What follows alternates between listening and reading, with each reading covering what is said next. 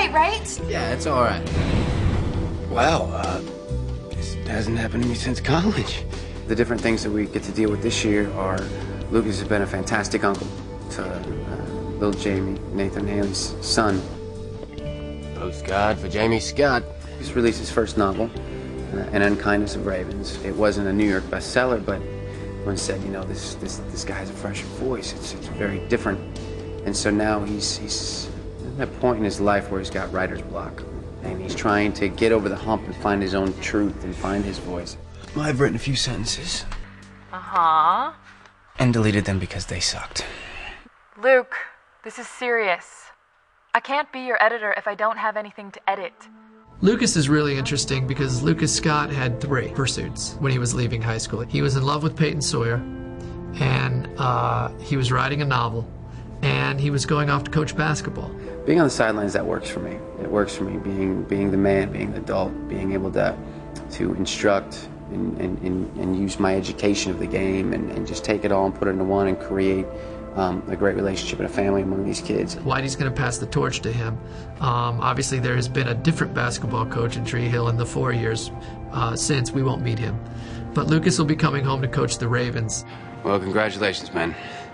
You are the new Tree Hill Ravens.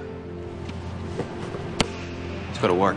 So I'd walk in and I always look behind that desk, but I never, in the entire first 4 seasons, I never went behind the desk. Not even like just messing around, go behind the desk. Never walked behind that desk. So when I walked around it and looked at the office from that view, it was very different.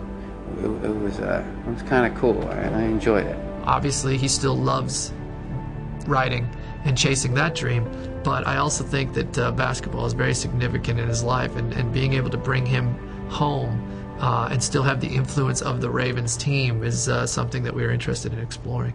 Oh, bye, buddy. I love you. Lucas is very much becoming Keith, and that's one of the reasons I wanted to have a little bit more scruff, a little bit more facial hair this year, because that's who Keith was. He's just kind of this rough, rugged, you know, guy's guy. And to have the position where you're talking to people and speaking from places of wisdom and always having the right things to say, even though half the time you're probably wrong, still enjoy it. It's one thing to talk about having dreams in high school. We all do. You know, it's another thing to pursue those dreams or find that it's not going to be as easy as you thought it was. But is there some voice inside you that compels you to try harder, that compels you to keep pushing? The show has always been about what you want, what you're willing to do to get it, and what's right and wrong about the pursuit.